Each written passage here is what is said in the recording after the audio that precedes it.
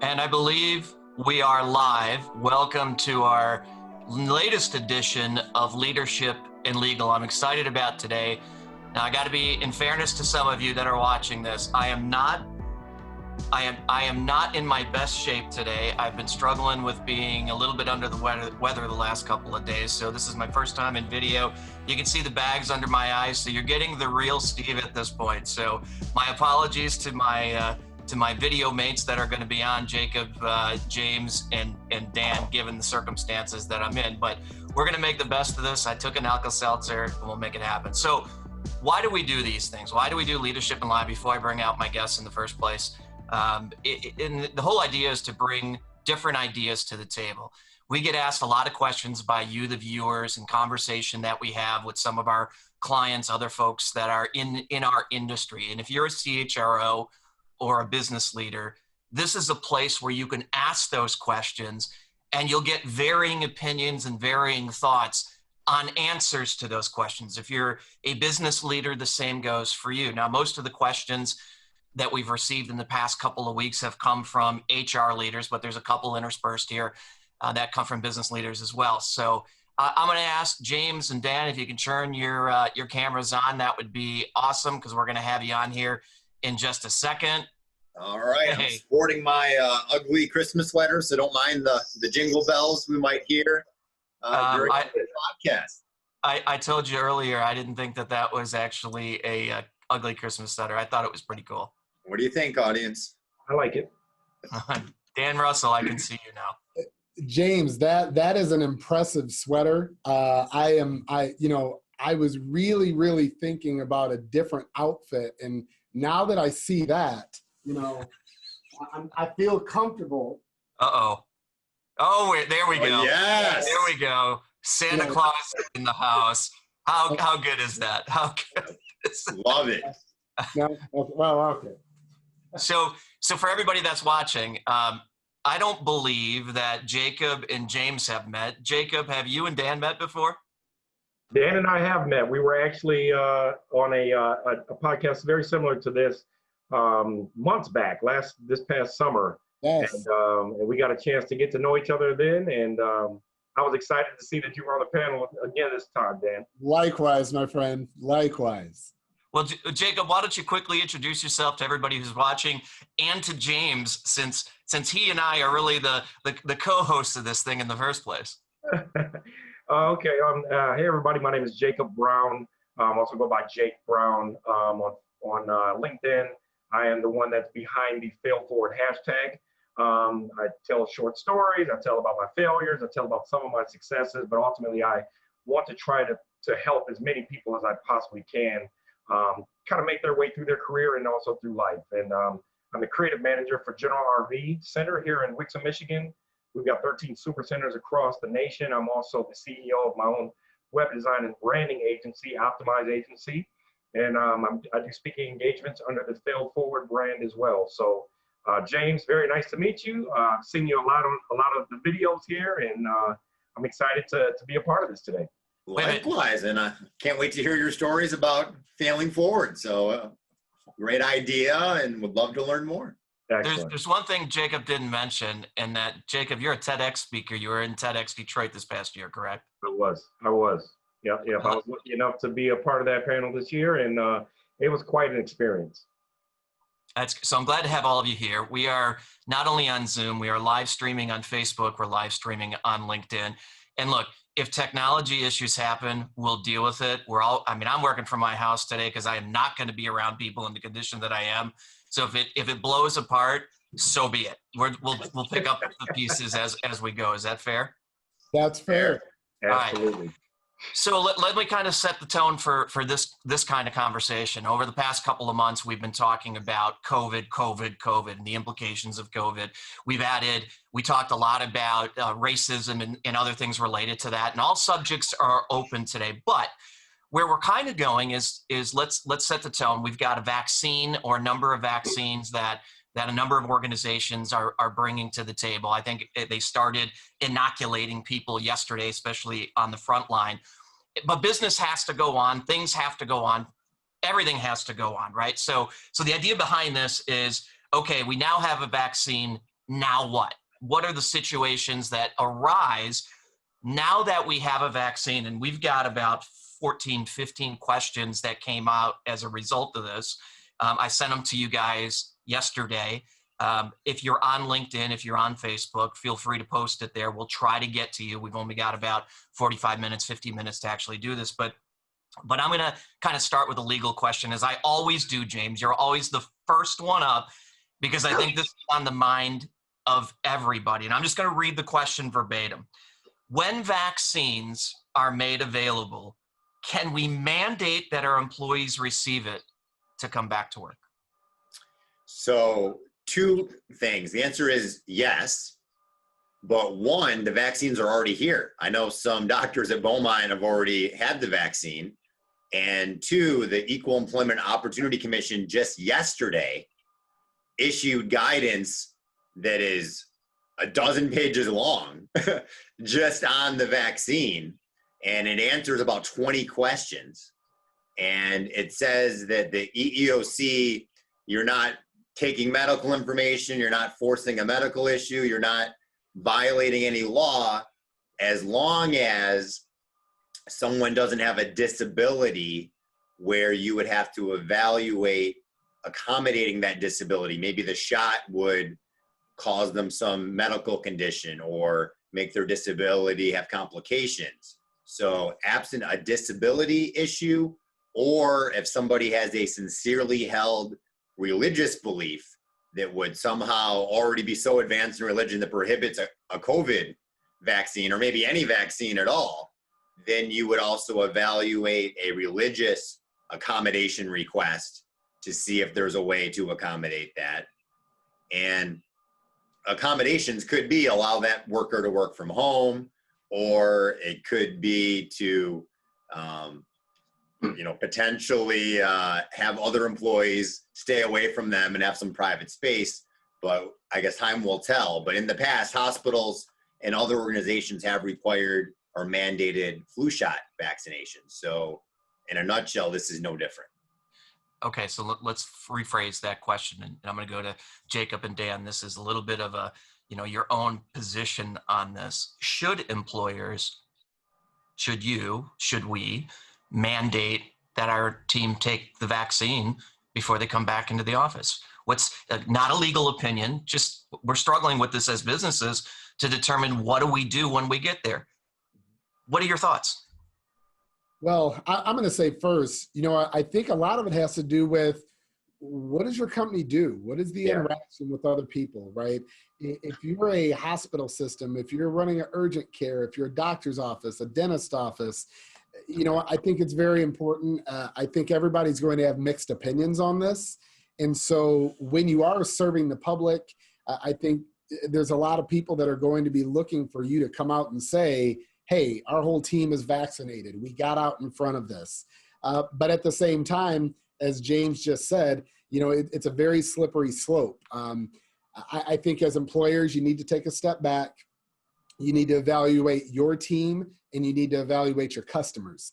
And if it's something that you have to do to make your team and the clients you serve every day comfortable, you probably should take a strong look at it. But Stephen, speaking with a lot of people, I'm hearing a lot of people saying that they're not comfortable yet with getting vaccinated. So it'll be interesting to see how it shakes out. Jacob, what's your take on that? I see you shaking your head as Dan's talking. Yeah, Dan stole my words, and I've got to echo what he says. I think a lot of it boils down to the type of employment that you have and the type of services that you provide. I think for sure, if you're in the medical field, if you are frontline, if you are something that is going to touch a lot of people, might even touch a lot of consumption type goods, we've got to make sure that everyone is safe and that people feel safe. But it is dependent on the type of employer, type of company that you are. I think, there's a little bit of gray area there, and we've just got to use our best judgment. But I do have to echo exactly what Dan said and agree with that as well. Okay, so this is a place where we don't all have to agree. Do we agree on that? Do we agree on that? I think we do. So this is a non-legal take. This is my take. I'm not forcing somebody to put anything in their body that they choose not to put in their body, period. Now, that being said, I'm in a situation where my team can work from anywhere. Doesn't matter.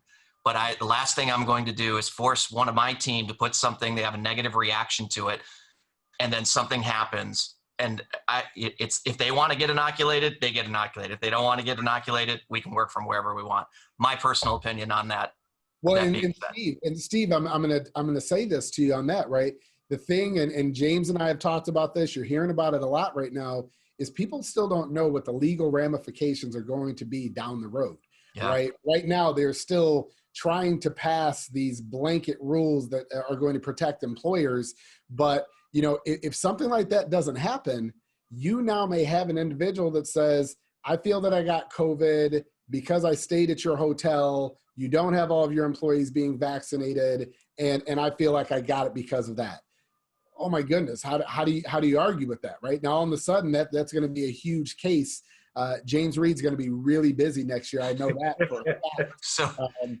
So following that logic, though, the same goes for the flu or for anything else. I got it in your facility. Now what? I mean, that's opening up a whole can of worms. Of course, if it's legally mandated, I don't have a choice but to follow the law. But up until that point, I'm personally not going to make that call to force somebody until the law says I don't have a choice. And then, of course, I'll follow the law. But that's a really good point, Dan. James, any kind of closing remarks on that before we go off to hot topic or hot question number 2? This issue is not only industry specific or fact specific analysis. It goes back to also politics. I know most business owners, for the most part, are against vaccinations. And so I think that a lot of people that are calling me, asking me how to advise their clients are already calling me, telling me they're against forcing vaccination. So I think that as you get more Republican or more business owner, like for the most part, you are against the government or a state forcing you to do anything. So politics are hotter than ever right now. So not only is this a vaccination issue, this is at the same time a political issue. That's actually a really good point. And we just saw, going through this past election, how politically charged everything is. And I think it's going to continue on in light of this vaccination, see how the cards fall. So the answer, I guess, to the question is, one, it's not illegal to force it, but then it's really up to you to determine if you're going to force it in the first place. Is that a fair way to summarize what we just talked about? That's right. And I would go one step further and maybe see how is that going to impact your culture? Are your top performers going to quit? Are you going to lose them? What's going to happen? We're going to get to a question on culture here in just a second, because that actually came up in the context of all this. But let's move on to number 2. And these are kind of in order, but somewhat random. So, and we've talked, James, you and I have talked about this. And Dan, I don't think you were on when we chatted last, but I'd love all 3 of your opinion. How much should I share about the impact of COVID on our business? We've talked about that a little bit. The comment, though, is the second part of this is, I don't want to scare my employees, but I want to be honest. And I think the context that this person asked the question, because I actually know this, is if I share too much and freak people out, what does that do to our business? Do I talk about the financial impact that COVID has had on our business, that all of the riots have had on our business? How much is too much? And then again, how much is not enough? Well, Steve, I'll say, interestingly enough, I spoke this morning to a nonprofit organization up in Flint, in Midland area. And they talked about the fact that they've only had a 7% turnover rate, which is great for a larger nonprofit. And I asked them this very question. I said, what are you guys doing for communication with people throughout this entire pandemic? And they said, Dan, we're communicating almost every week. We're trying to explain to people the impact. And, Steve, here's the thing. We know what's going on. Your employees know what's going on. Yeah. This is not a surprise. They understand the effects that it's having on the restaurant industry, on the retail industry. I mean, you can't even put your head in the sand and not hear about all the things going on. So you have to respect the education level and knowledge of your employees. And when you don't communicate with them, all of the fears that they are trying to conjure up inside, they're coming out, right? They're thinking, oh my goodness, I'm not hearing anything. Maybe I'm not going to have a job next week. Maybe I need to start looking for another place. I've noticed that our sales are down. I see that the traffic in our restaurant or our store has dropped from what it was last year. They see all of those things. So I think it's vitally important for business owners, for HR directors to communicate with their team, to let them know the challenges that the company is facing and anticipating moving ahead, to let them know the impact, but then to talk about how they can come together as a team to get through this storm and come out the other side even better. But I think when people do not communicate, you're pretty much opening the door for your employees to assume the worst. And when they start to assume the worst, you might as well put the job post out now, because they're not going to be around long. We know what happens. We know the saying around assumptions, assume, you know what it stands for, right? Yes. Jacob, what about from your thoughts? What's your perspective on what you communicate, what you don't communicate? How much should we communicate? I think the worst thing that we can do as leaders and as companies is not communicate at all, right? Whether the company is doing well or whether the company is not doing well. Every single company, every single industry has been affected and will be affected by COVID and by this pandemic, period. Whether they are affected poorly or whether they're affected greatly. There are a lot of people that are thriving and a lot of companies that are really thriving throughout this period because their service, Zoom, right now we're on Zoom. I mean, Sure. they had to up their service, they had to up their servers, their security. I mean, they had to up everything that they had to do very, very quickly because one day people are at work, the next day everyone is virtual, right? So that affected every single company. I don't care if you're Facebook or Amazon or YouTube, everyone was affected, whether the company is doing well or not. But one thing that a lot of people are not talking about is the mental health for each employee, right?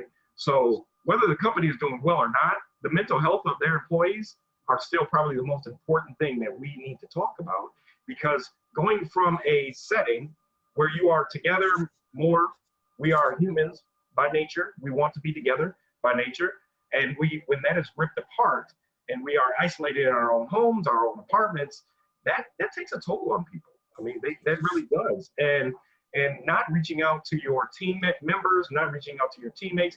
I've had more phone calls throughout this pandemic than I've ever had. I probably look at my cell phone bill and see way more calls on the bill than I've ever had, in the past 10 years, because we need that human interaction and that communication. And also through Zoom, being able to see a face and talk to a face, that is more important to people now because they don't have that physical touch. They don't have that intimacy of being close or working together, being in the same conference room together anymore. So I do think that it is important to, at least on a weekly basis, have some form of communication with your employees because of their mental health, and not just for the company's sake, but for the mental health sake of each of our employees as well. Yeah, I want to come back to that mental health question in a second, James, but I want to ask the same question of you, from a legal perspective. Can you over-communicate? Can you under-communicate? And then let's tackle this issue of mental health. And what I'm hoping we can get out of this is some practical advice, right? Zoom on a weekly basis, Jacob, that you just talked about. But everybody says that. Is there other things that we could be doing? We'll kind of approach that as the second part of the question.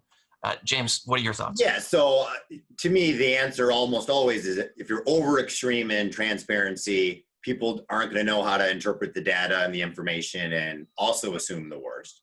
But if you say nothing, as Dan said, they're not going to be able to trust you. And I think trust is more important than ever. And when you can't see people's body language and signals day to day at work, you can't read anything. So you're in the dark and assuming the worst. So I think the best takeaway I have out of COVID is I'm seeing a lot more vulnerable leadership. The leader doesn't have to be like, Steve, I love how you opened this whole legal and leadership.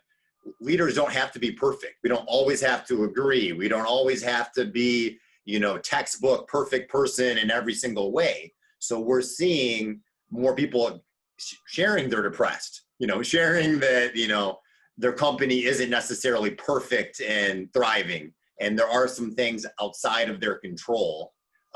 So I think we need to continue building trust. One of the most powerful training exercises I saw was if we could just see a number from 1 to 100 of how much we could trust each other and be on the same team, that would solve a ton of problems. And I think that none of us are going to get to 100 without building trust through vulnerabilities. Once you share something that you didn't think they were supposed to share, that makes you trust them a lot more. Mhm. Yeah, I think there's a couple of components that we've talked about on this before. One is being as open as you possibly can. And I agree, there's some financial data, for example, that I didn't get into specifics to say, here's the pennies, right? And here's every piece of data. But I had very honest, when this thing first happened, here's what's going on in March. We're not going to hit our numbers. We're going to be upside down in the month of March. We're going to have to tighten our belts in order to handle this. That's probably better than saying, well, our budget was X and here's exactly where we are. And, you know, and some people asked, and I shared that information back in March, but that was one piece. The other thing that I think is really important that goes to building trust as well is, as leaders, I think we've got to admit what's going on, but then we've got to start saying, here's the plan that we're taking forward. Because the last thing we want leaders to do is say, woe is me, I don't have a choice. Now, we don't have a choice in terms of what's happening with COVID, but it's like the old saying goes, we have a choice on how we're going to respond. And I think most people are going to follow leaders and trust leaders who say, here's the crappy situation we're in. And as a result of that, here's the difficult decisions we're making together. What are your thoughts on this? Now let's go. Knowing full well some of those decisions may turn out wrong. And that's where that authenticness needs to come out to say, man, we made the wrong call given the information we have. So we're going to change and we're going to make another call again now. And I know a couple of leaders that are having a tough time with the pivoting again because, oh, we pivoted here. We made this call. It was the wrong call. Now I've got egg on my face. No, that's just what happens. We make the wrong call based on the information we have, and then we make another call. Would you guys agree with that? Yeah. I mean, leaders can't be scared to lead, Steve. I mean, leaders have to understand we're not always going to be perfect. This is something that is unprecedented, right? We've never seen this before. If you're an HR professional, you didn't learn this in school. Nobody talked to you about how to handle a global pandemic. Nobody talked to you about how to handle the major social injustice challenges that are now presenting themselves. You know, these things weren't talked about in school. So now, you know, whether you're a business owner, whether you're an HR professional, it's okay to say, listen, I'm making an educated guess. I've leaned on professionals. I talked to our general counsel, James Reed. I've talked to HR professionals. I've consulted with somebody like a Jacob Brown and, you know, or Steve. And I mean, you're saying we've done everything that we could to put ourselves in the best position to make a solid decision.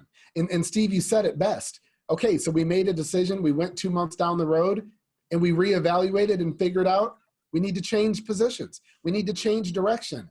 Okay, that's a maturity. That's true leadership.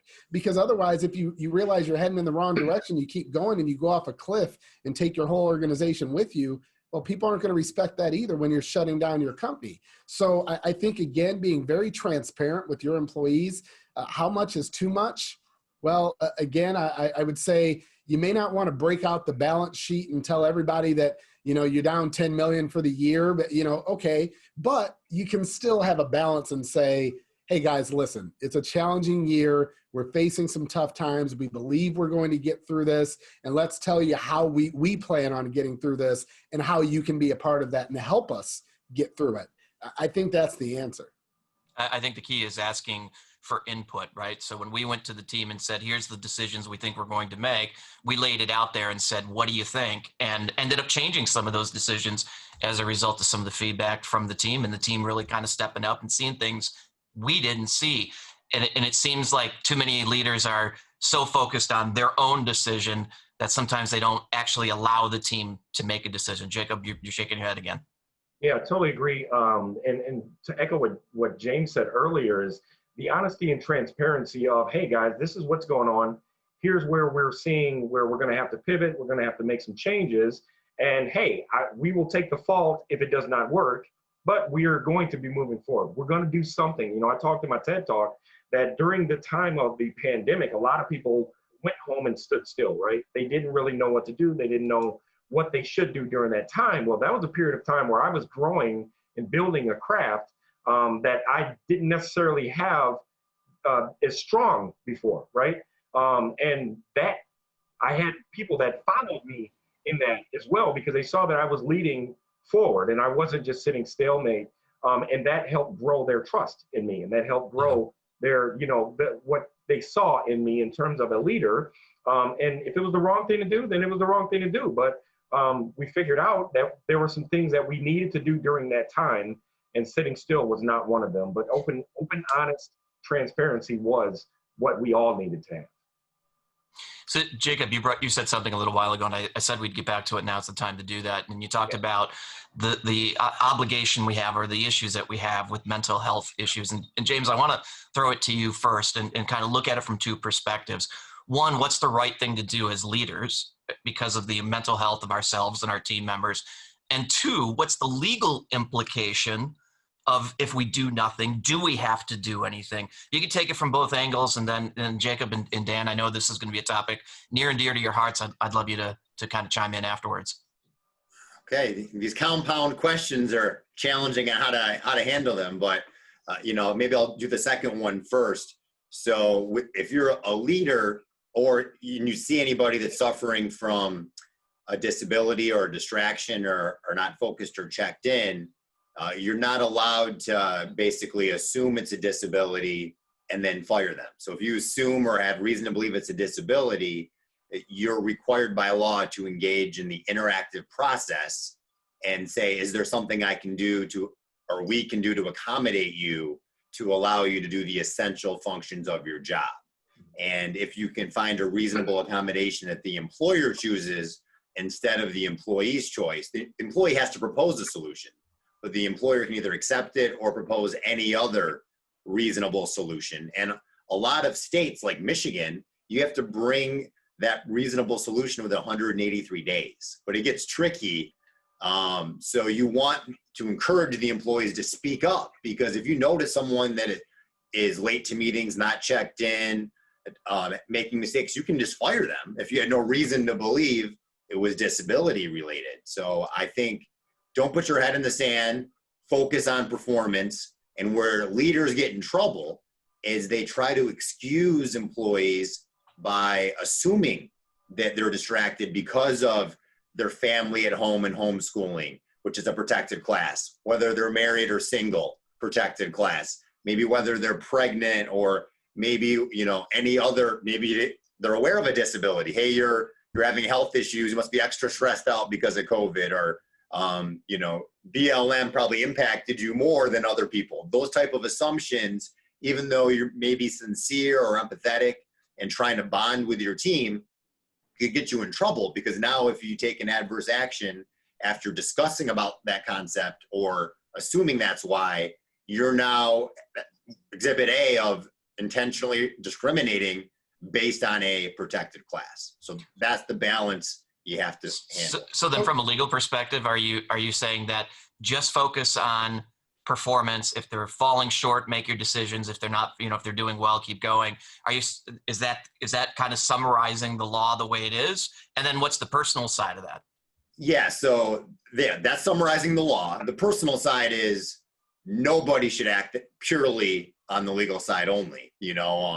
If you notice your partner has cancer or is suffering from BLM or LGBTQ or anything else, you should say, how are you doing? Are you okay?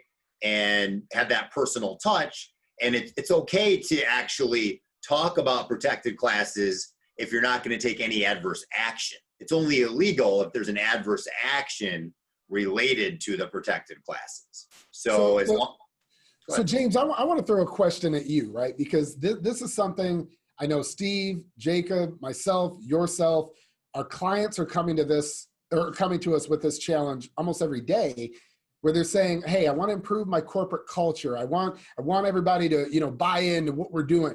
But how do we dance this fine line, right? Of, I know that this person is overly stressed. They've come in, they've told me that their spouse lost their job because of COVID. They're home on unemployment. They've shared with me that they're homeschooling their kids. They're sharing with me the challenges. Maybe they lost a relative or a close family member due to COVID, and they've shared all this, right? And so now as a business owner, as an HR director, where is that fine line and that balance, right? Of, wow, we know that this person is going through a challenging time. The last time we were on, we talked about the way that people treat their employees through all of this will reap rewards, or, you know, some of the other things that are going to come if they didn't, right, demise, if they didn't do a great job through all of this. Where is that fine line, right, where somebody says there's still the human element, I care about my employees, I care about the challenges that they're going through, I need to try to make some concessions for them, but then you've got another person over here that says, okay, well, wait, you're really not making concessions for me. You're not asking me how I'm doing. Hey, I didn't have a family member that died, but it's still affecting me as well. You know, where would you, James, from a legal perspective, because we get these questions at Trion almost every day where somebody's saying, hey, how do I dance this? And I think we're seeing a lot of people just throw their hands up and say, I don't want to touch it.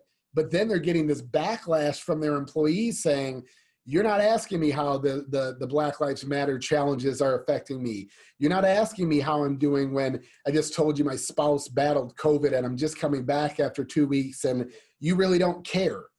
What would you say to somebody, James, as, you know, their internal counsel, external counsel to say, hey, you got to keep it in this lane without going too far out of it?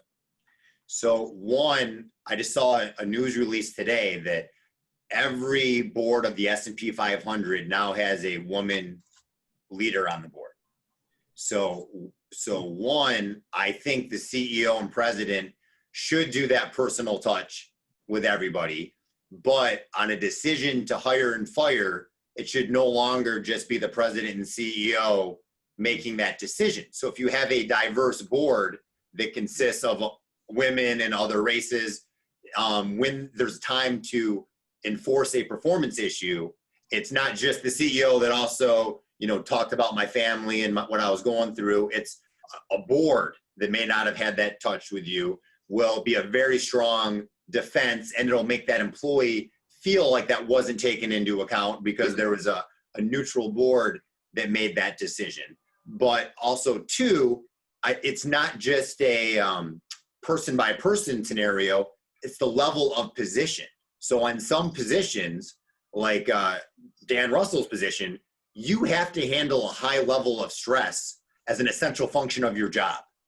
Not necessarily, you have to be able to have interpersonal skills and, you know, be a smooth talker with customers, internal and external, on a daily basis. And if you are unable to have that relationship with people, and you're dropping the ball and stumbling on your words and are no longer likable, you know, you not being able to handle that stress or still have those interpersonal skills, those are two items I would add in your job description, where maybe if there's someone else that's off and they aren't good at socializing with the other coworkers and they're not very great, maybe their position doesn't require them to do that as a key function of their job. So it's less important.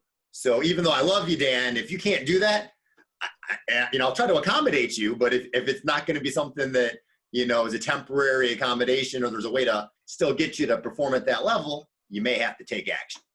And I would not say it's just James Reed's decision. It's a neutral board that focused on your job and decided, you know, if you become well enough, please reapply. We love you. That's why we all need good lawyers. But now I want to flip it, Jacob, because you brought it up, and Yep. You know, you're the human guy, right? So there's, you know, I think that's sound. It seems to be sound legal advice that'll keep us all out of hot water, which is important. But then there's kind of the personal side. There's the human side, and James, you brought them both together. But Jacob, I'd be curious, just based on all the stuff you put out there on social media about human and being positive and failing forward and all that. How do you kind of take all of that and tie it into what we're talking about here when you brought up the issue of mental health in the first place? Yep, and I was going to bring it back to kind of the empathetic side of real human beings, right? So some of the best leaders that I've worked with and have been a leader to me or a mentor to me, and the best time that I've been a leader as well is when the open door policy swung both ways, right? So that open door needs to swing both ways, and it doesn't have to swing all the way, right?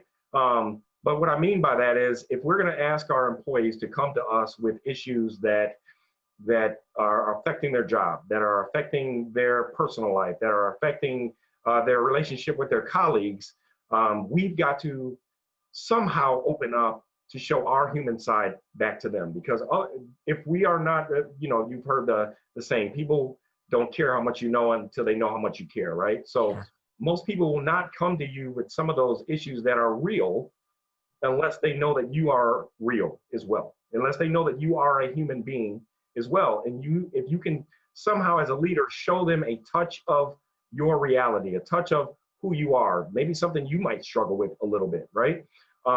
They'll be more willing to open up, I've noticed as well. So if we're gonna ask our employees to be more empathetic between their colleagues and more empathetic between us and them, then we're gonna have to showcase some of our human side as well, because no one wants to go in and talk to a robot. My favorite managers were the one that I knew a little bit about their personal life and not just that they signed my checks and did my reviews at the end of the year, right? So being able to be human with our employees is one of the most important things now in the pandemic, especially because we are all human. We're all dealing with this pandemic. We're all dealing with the stay-at-home orders. We're all dealing with having to work remotely. We are all human, right? No one is exempt from having to do that. So letting people know how you feel, how you're dealing with it. Some of the things that you need in order to do your best job as a leader, as a manager, and as an employee as well, is what I was sort of getting to in terms of mental health.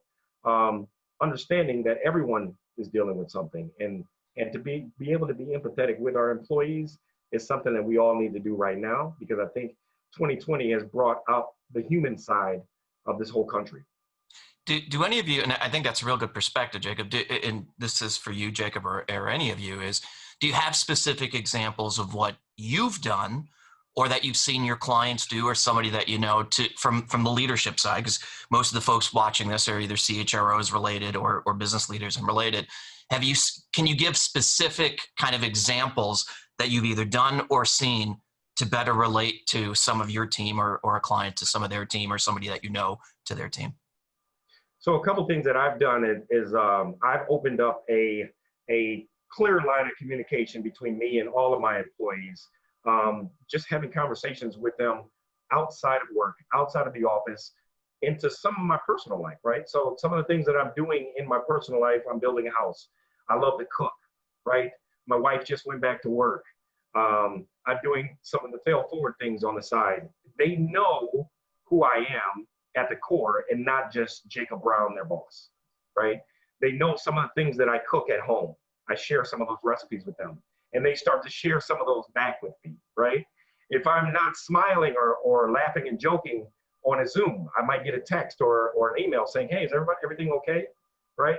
They're starting to check on me just as much as I'm checking on them, because we have an open line of communication. There's no loss of respect as a manager, as a leader for them. There's actually a gained respect that I've noticed throughout this whole year. So those are just some small examples of the human side that I kind of force and push through with my team.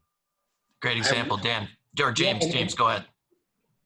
Well, I have more one comment and question kind of directed at Jacob. My comment is, you don't want to have a culture where you have to catch somebody having serious performance issues and then let them excuse it with depression or some other issue. You want a culture where they're going to ask for help before it's too late. That's one. But two, I love how you touched on the likability side. I'm also the same way. I think all three of us, all four of us are. However, I think what Steve was also asking is, if you're not sharing vulnerabilities, are they going to share vulnerabilities? And none of us have identified any vulnerabilities we've shared, or a strategy of how leaders share vulnerabilities as well. Mm-hmm. Well, and I'm going to answer Steve's question and yours, James. I think that's one of the things that I've learned in my life and in my career that true leaders can show, right? True leaders, and I learned it first, I think, as a parent. Having 6 kids, I never understood the value of coming back and telling my kids that I was sorry and I was wrong until I did it. Yeah. And the moment you go and you tell your kid who's looking at you like, wait a minute, did you just apologize and admit that you were wrong? Yeah. I yelled at you, I got on you, and I only found, I find out later it wasn't you, it was your brother. I'm sorry. I was wrong. And now that vulnerability, that the kid goes, I can trust you. You can make a mistake. And what are you teaching your child? You're teaching your child that it's okay. You can make a mistake and life goes on. In that same vein, one of my kids who now is much older, I remember one time I was very upset at him and I yelled at him and everything. And then a couple minutes later, he comes up and he's like, hey, Dad. And I looked at him and I go, so you're just over it? And he goes, yeah, aren't you? And I'm like, point taken, like it's over, move on. But as a leader in your organization, standing before your team and saying, hey guys, listen, this is scary for all of us, right? I don't care how much you may say, it's like the flu, it's a hoax. I mean, even all that, listen, every single person has had an element of fear through all of this. Is this going to touch my family? What if it hits me? What if it hits my company? What happens if all of a sudden the business goes away? I've heard the people, my business is recession proof. Okay, good luck. I think we've all found out nobody is immune. So sharing that, yeah, we all have a certain element of fear. We're all facing challenges. Even going as far as explaining the disappointments that maybe your kids are having with homeschooling and missed opportunities throughout their year. It's okay to share that with people and all of a sudden become real. And then Steve, you asked for a real example of how to do that. I was so proud and not to tout our company, but when all this happened, Trion, our executive team, got together and we made the decision to buy lunch and breakfast for our staff every single day as they were going through this pandemic. And we did it for two reasons. Number one, we wanted to tell our employees how much we cared about them, how much we were supporting them. We didn't know how many different people had other family members or spouses that were affected. Maybe they lost their job and they were going through challenges. And because we were essential, we didn't want people having to worry about at lunchtime having to stop or go out. And, there was a very scary time where nobody wanted to go anywhere. So we wanted to let them know, just get to the office. We've got you covered. Be safe, stay healthy. And then on the other side, we were able to support small businesses throughout our community and say, we're going to order breakfast and lunch from you from all these different places throughout all of it. But it was something where we wanted to step up and say, yeah, coolest places to work and all of that. Those awards are great when you put them on the wall. But if you don't live it every day, your team members are going, yeah, top place to work, coolest place to work. And then when the rubber hit the road, you guys were out of here and you didn't think about us. So it's doing those things. It's stepping into one of your team members' offices and just saying, hey, how are you? Forget work, forget the report that you have due to me. How are you doing? Mm-hmm. Just that simple question will go a really long way. James, you point out something very important, is that vulnerability that everybody talked about. So I'll give you an example. One of the things that we do internally is, and I've mentioned this before, I lead 4 leadership training sessions in our company and then 4 for other CEOs and senior leaders outside of our company. And this is going back probably March, April, when we were still struggling with what's going on.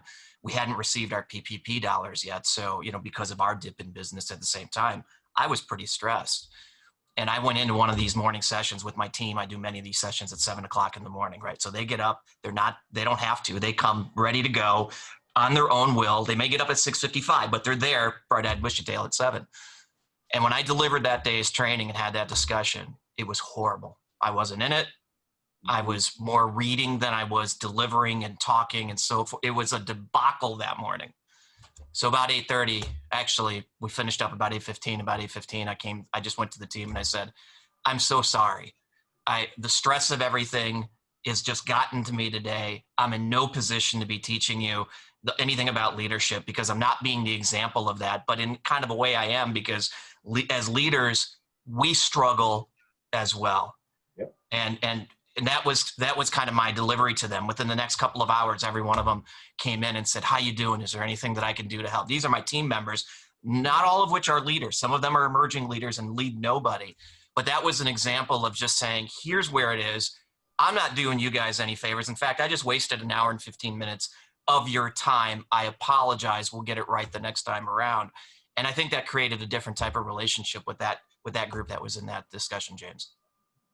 I love it. I think that's the best thing out of this COVID is that we're having more vulnerable leadership and it's making your team and culture better. Well, and I think we addressed one of the other questions that came up. If anybody wants to throw a couple of things on here, organizations either pull apart or pull together during a crisis. What trends are you seeing and what key items do you recommend each leader and organization consider? I think a lot of this being connected to our teams, I think we've got that one pretty well covered, unless somebody wants to throw another comment or two on there before we move on. Just pivoting is more than just trying the same thing you're doing a different way. It could be going in a new industry line. Dan and I know some mutual clients that, took advantage of COVID and are selling PPE and finding other ways, doing delivery of various items at retail and food in a different way, new masks. So like if you have new ideas in addition to just pivoting what you're already doing, should also be considered. Dan or Jacob, any other kind of last minute comments on that one? All right. I would just say, continue to be innovative. Continue to encourage your team to suggest ideas, because that's how you pull together. And that's when you put that out there, I think your team members are really going to appreciate the fact that you're listening and you respect that they have ideas. And to James' point, maybe there's something out there that you haven't done before, and one of your team members may give you a great idea for a new direction. Yeah, if you ask, you might actually get an answer. Yeah, Right. All right, James, I want to get this one covered real quick because it is a legal question, and you're actually you're answering this question by some of the things I've already seen. How do you keep track of these ever-changing COVID rules and regulations that literally seem to come up and change every day or every other day?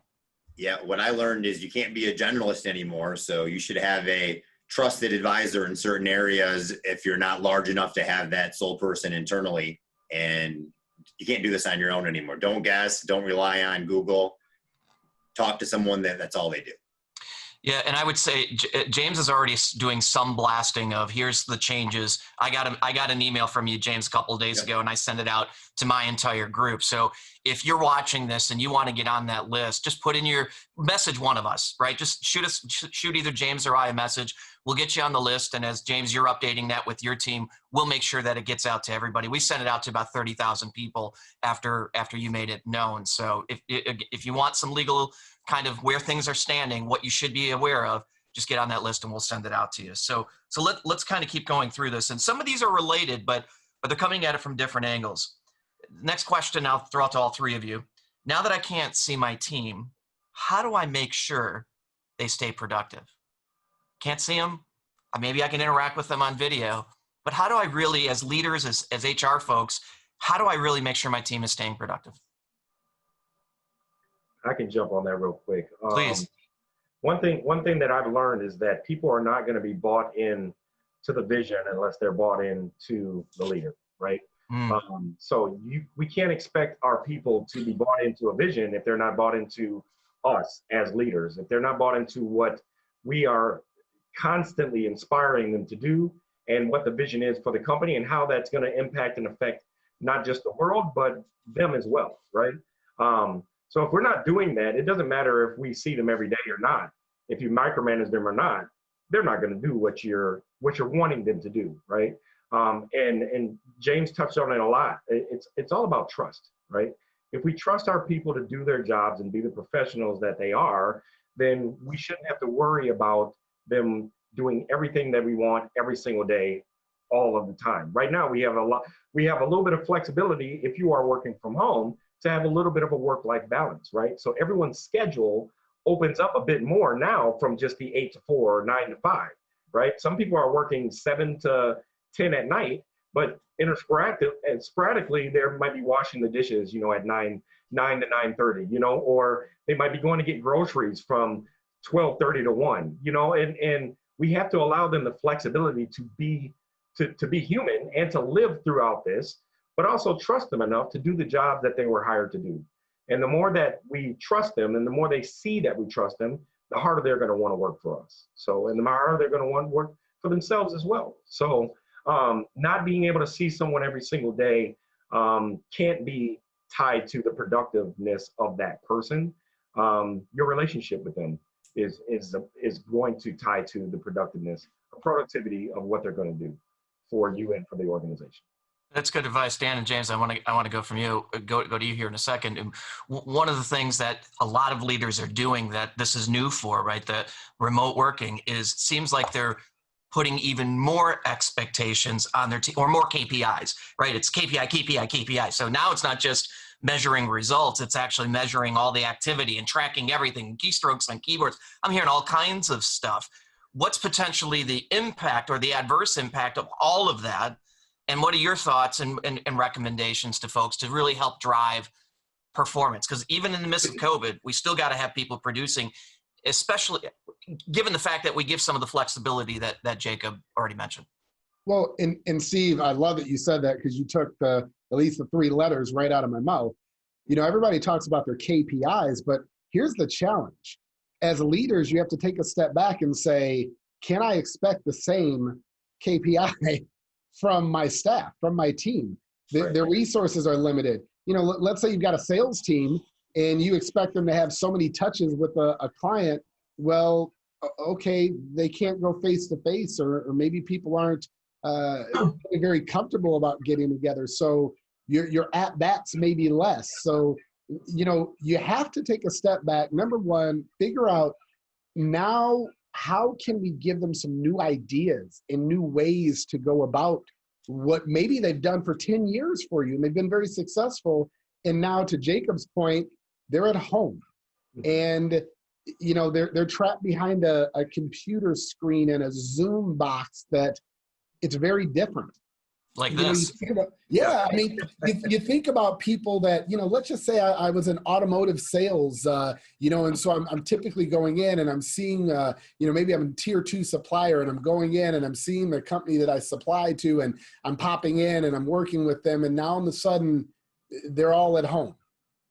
Okay, so now maybe that person doesn't want another Zoom call. Maybe so there's a lot of different things that now you have to maybe approach it differently. Maybe it's a phone call. Maybe you're sending a gift. Maybe you're just checking in to say, hey, just wanted to see how your business has been affected and how we can help you through this. Okay, there's a lot of, again, James Reed, I can't tell you how many clients that I've bounced over to him and just said, call him. He'll answer your question, he'll guide you, and that meter's not going to start running the moment you call. Something like that where you just say to a client, let me help. Yeah. All of a sudden, though, you're talking about this is what we as leaders, it's natural for us, right? Plan A changed, plan B changed, plan C changed. Let's go. We're not giving up. We're not throwing a pity party. We make it happen. But we cannot expect our entire team to be the same as us. So this is where, as leaders, we again have to be innovative. We have to say, okay, let's maybe change some of those reports. You may be asking some of your team members for reports every day, and it's really a waste of time. You're not even looking at the report. You're doing it because it's just something you've always done. But that's changed drastically. So take a step back, maybe and I love that Jacob said about that swinging door, let it swing both ways. How about I say, hey, Jacob, you're my top guy. What challenges are you facing out there? Maybe we can put our heads together and we can figure out a new way to approach our current clients, future clients, and maybe we together can evaluate how as an organization we can improve so we're better in 2021 because of the challenge in 2020. Like, That, stop talking about how bad this has all been. Stop like, okay, yeah. guys, doom, gloom, we got it. The election, we got it. The social injustice, we understand. COVID, we all know. Now let's stop talking about it and let's be part of the solution instead of continuing to talk about the problem. Let's make 2021 a banner year because of what we learned about our organizations and ourselves in 2020. You actually mentioned addressed one of the other questions, and it was really, should we reset or think about resetting some of our positions because we are remote and it's a different world and we can't connect with our client? You just answered that one, Dan, but James, I want to go to you on this one too, because there's both a legal and a non-legal kind of perspective that you always bring to the table. So what are your thoughts on this? Let's make sure we still have our team producing. Yeah, so it's interesting because I actually switched firms this year, so I know different cultures. And at my mid-sized firm, I was more accustomed to someone walking the hallway and checking in on who's there and not there. And at my new culture, we have 29 offices throughout the country, so there's nobody walking around checking at all. And for certain people, I've noticed, the Michael Jordans of the world, give them free reign. They're thriving better than they've ever thrived in their entire life. And it's awesome. But I noticed some other people that, they almost need or want that interaction to hold themselves accountable. And for those people, I call them more on the phone, just checking in, how can I help you? And make sure to take their calls. And so my style changes. So I think to be a good coach, you got to learn how to get the most out of your team. And if I were to call everybody a few times a day, they might think I'm checking up on them, and maybe they have their own style of how to accomplish their goals. And then two, I don't think it should be an hourly or a daily type of KPI analysis. I'm more of, what is our goals to accomplish over a period of time? And as long as we're better at the end of this rainbow, that's going to be a win. It doesn't matter about, to get too minute, we're not being true leaders. Yeah, to focus on the end result, not necessarily on different ways to get there, is one. The other thing you mentioned about everybody needs a kind of a different touch.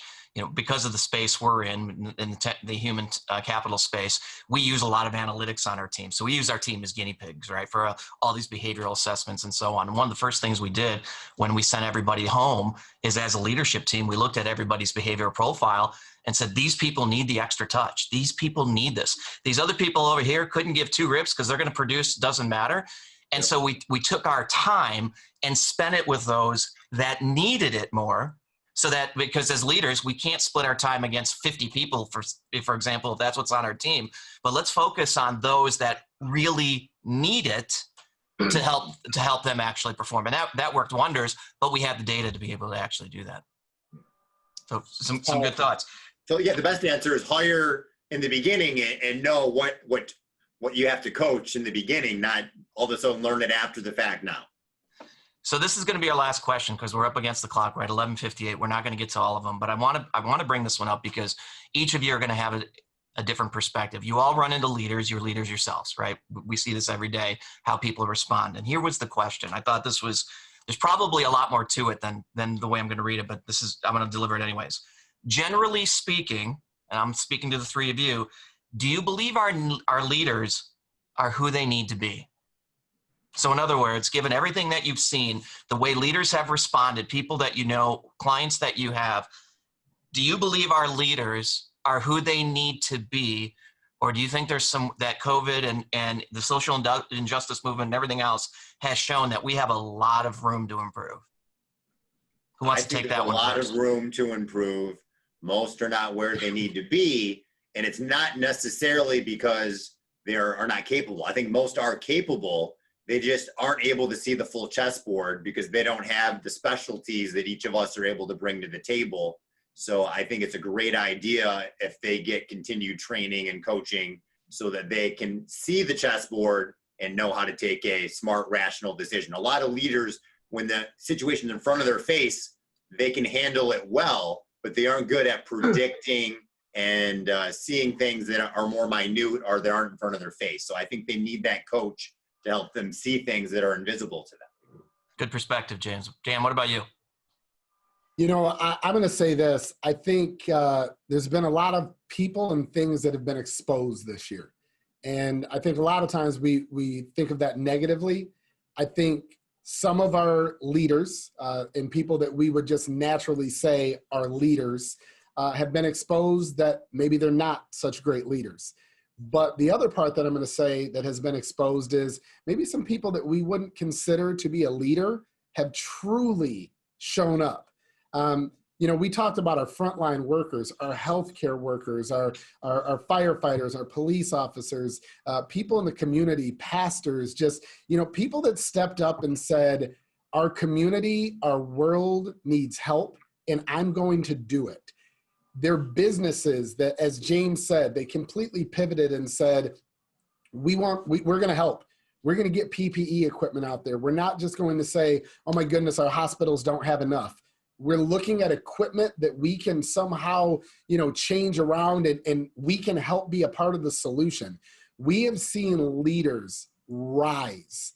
And I think there's going to be a lot of great things that come in 2021, because I think people that never thought of themselves as leaders before have truly become leaders. We've seen doctors and nurses getting out on social media and just helping the community to know what it really looks like in the emergency room, what they're really experiencing at the hospital, and not having to worry about hearing on the TV what's going on. You're hearing right from somebody working at a hospital. You've got people that have been putting themselves in harm's way every single day, putting their life at risk, putting their family's life at risk. If that's not the truest definition of a leader, I don't know what is. And again, you've seen people that are considering people's health and their mental health. They're worrying about their children. You're seeing people go out and deliver food to families that have been affected. Those are the real leaders. And so the only thing that I'm going to say to finish is this, Steve. I think we as leaders and we as people need to stop waiting for everyone else who we deem as leaders to be the change. It's up to us to be the change that we want to see in our family, in our community, in our workplace. See yourself as a leader and see yourself as somebody that can make a difference, make an impact, regardless of how large or how small. You may not be Jacob Brown up on TEDx, but guess what? You can sit and have a conversation with your 3 children or your neighbor or your coworker. You may not be Steve Lowitz. You may not be James Reed. You may not be Dan Russell, who, you know, we're all getting asked to speak on panels as subject matter experts, and it's humbling. I know all 4 of us are humbled every time we get the opportunity to present to others, and maybe people may not be getting those opportunities every day, but you do have people that you interact with on a daily basis. Be a leader, be great, make a difference. And I think if we all continue to see that, we grow together better and we stop pointing the finger. And Steve, I have to give kudos to you. You made a post the other day on Facebook that said you don't change the world by your opinions, you change the world by your actions. And so guess what? Enough with the opinions, enough with what's, you know, you think is COVID-19 is, and what you think about the vaccines, what you think about social injustice, what you think about the election. Just take action and make the world a better place. That was awesome, Dan. All right, Jacob, you need to close this out here. You're the first time on here, right? I've watched your stuff and we've chatted. So I'm looking forward to your comments on answering that question. Do you believe our leaders are who they need to be? I don't believe that our leaders are ever who they need to be, and that is why adversity comes. Because our adversity grows leaders. It continues to mold leaders. There's a saying that a smooth sea has never created a skilled sailor, right? We as leaders, or those that aren't leaders, that want to be leaders, they run towards the adversity, right? They do not run away from it. And we as people need those other people and those leaders that are going to step up during these times to run towards it. We need to be led. We need to know where to go and how to get there. And that's one thing that I love about the fail forward mentality is that, you know, we are going to run. We might run in the wrong direction, right? But we've got to pivot, like James said. We've got to admit that maybe we were running in the wrong direction, but guess what? We're still running, and we're running forward. And we're going to lead, and we're going to get there one day, right? And that's what leaders do. Leaders are going to constantly constantly go under and go through pressure. And that's what builds diamond, makes diamonds, right? We're going to be looking for those diamonds throughout this rough, because we need those diamonds to shine our way to the promised land. So are our leaders doing the right things? Our leaders are doing the right things, and they're trying to get to where they need to go. But we need to encourage them, and we need to be them if we want change, like Dan said. We want change and we want things to be different. We need to be the change, and we need to be the difference. And that's how leaders emerge. Well, I'm fortunate. Thank you for closing us out that way, Jacob. I'm fortunate to have 3 of those diamonds on here with me. I'm not quite there. I'm still charcoal, but at least I got 3 diamonds here that understand a thing or two about leadership. But I agree, it's all about the growth, right? If we hit a certain lid as leaders, our team are going to hit that same lid. So this was a good discussion, guys. Thank you for taking all of your time. If you're watching this, every month we do this live. We get different guests on. Dan, you've been on a number of times. James and I do this every single month. Jacob, thank you for coming on, and hopefully we'll have you back on. If you'd like to be part of one of these, please let us know. And we'll have a conversation with you. James and I kind of make the call on who's going to be on, because we want to make sure there's some relevant information, which is why I've talked to every one of you, and James has talked to every one of you, and you come on. Now, one of the things that we do when we close out, you don't have to do it, but we give a way for people to get a hold of us, because sometimes they want to ask a question anonymously. I'll start. I always give out my cell phone number, a thing that I learned from James long ago. If you want to reach me with any of your questions, 734-837-8500. If the 3 of you would like to share whatever piece of contact information you'd like, that's easiest for folks to get a hold of you. James Reed, 734-649-1313. Feel free to text or call. And we are going to do in-person, more private leadership discussions when we're allowed to. Yeah, well, before you guys close, that is going to be an important piece of this thing. We are assembling a core group specifically here in southeastern Michigan of CHROs who want to come together as peers. We'll have a separate group for business leaders, senior level business leaders only, where we can have these confidential discussions in a very different environment to go deeper than what we're going in now. If that's of interest to you, get in on this now. Be one of the founders of the group, because it's going to be very limited at first, because James and I can only do so many of these things as well. But we know it's a need. We've heard it from you. Please reach out to us now as we assemble the final members of the first group for each of those 2 segments. So Jacob and Dan, if you dare to give out some personal contact information, please do. Absolutely. I was going to say, I don't think I said anything too controversial this week, so hopefully I won't get any nasty text messages from anybody. But Dan Russell, 248-219-6360 with Trion Solutions. And again, honored again, Steve. I always enjoy being with you and James and Jacob. Great to be back on a panel with you again. Nothing but the utmost respect for you as well. And thank you for coming on. Thank you, sir. You as well. And again, my name is Jacob Brown. You can reach me at 248-805-6093. Also follow me on LinkedIn, as well as my email is jbrown@failforward, or jacob@failforwardbrown. Looking forward to connecting with all of you, and honored to be a guest speaker on this as well. So I don't know if we shamed Jacob into sharing his phone number, or because we all did it, or what, but thank you for sharing that. My phone number is public, so it doesn't matter. Ours is too. So there's one thing I just want to mention to everybody. I think we're all in agreement that leaders need to continue growing. One of the things that our organization is going to be offering is a complimentary, basically a free leadership training program for a company, local, a group, for their entire leadership program. If you follow what's on your screen, there's a link on your screen. Go to that, put in your information. We'll be announcing who's actually going to win that. I will be leading that, but I may ask for some help from a few of the folks that are on this panel here, if not all of you. And you didn't even know I was going to do that. But worst case scenario, you get me.